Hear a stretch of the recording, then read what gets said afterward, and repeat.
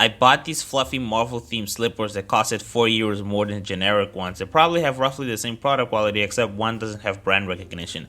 I'm disgusted with myself, but at the same time, they're kinda comfy, and I'd be lying if I said I regretted it. But anyway, I'm actually a huge fan of Regular Show, but I never actually finished it. I think I stopped around season 6, and I'm only vaguely familiar with what happens later on.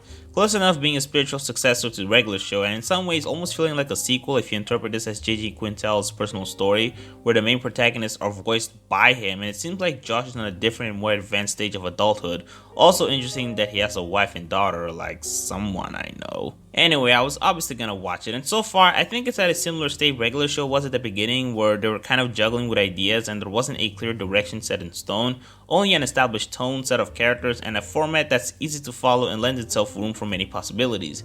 Because of this, I am sort of waiting for close enough to get to a point where it becomes more eventful, because with Regular Show, I got into the series because back then I was in my teen years and I was fascinated with how the series felt a lot closer to appealing to my demographic than a lot of the cartoons at the time. The main characters were relatable, the dialogue and humor felt a little more mature and vulgar enough to a level that didn't reach the standards of children's shows, but still to a point where I could resonate a lot with Mordecai and Rigby. Plus, the bizarre premises, character gimmicks, and surreal turn of events captivated me on a level that I hadn't experienced before, and I was excited to commit to the series for however long I could, even though I do think I consumed it a lot more years down the line than I did when I was still in my early to mid-teen years. But with Close Enough, I'm already used to the tone of Regular Show, which this show resembles quite a lot, except I'm not as invested in the world, and there haven't been any scattered character arcs or episode specials that tickle my boner for ongoing narratives, which is why I say I'm mostly waiting for those shenanigans to happen, which probably will, because these characters do seem to have their pasts well established, and there's room for a lot of baggage to be addressed, and even some potential life changes,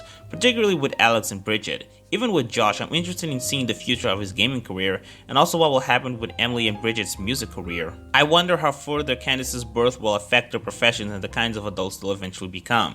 In the meantime though, I think we'll still have to deal with a bunch of episodic stories mainly defining our impression of the show, which is not surprising, I wasn't expecting otherwise, plus some of them actually help telling us about their past and planting seeds for future developments.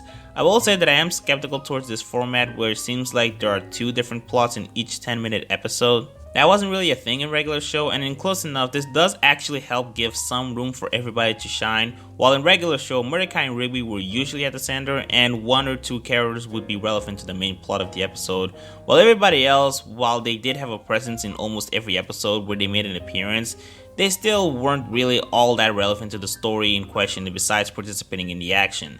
Not that I necessarily think this was a bad decision, it worked just fine for the show, but in Close Enough it seems like the main cast is leaning more towards sharing an equal amount of narrative relevance compared to Regular Show, which I can appreciate given the so far smaller main cast and how their lives seem to be connected. However, there are some downsides. For instance, some side plots have bizarre premises that aren't as funny or interesting as I've set my standards to be, and some of the character growths by the end of the episode can feel rushed.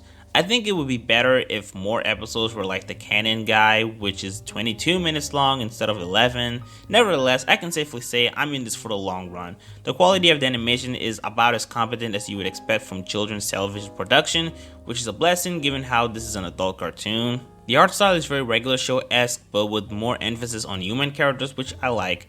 It seems like the series has more freedom to make real-life references and is allowed to tackle adult issues and language, which is a massive boost given the possibilities. I mean, there's a joke where a clown created one of those typical balloon animals but with his penis. It was really funny. I think there's a lot of potential with Close Enough, and I really hope it goes somewhere.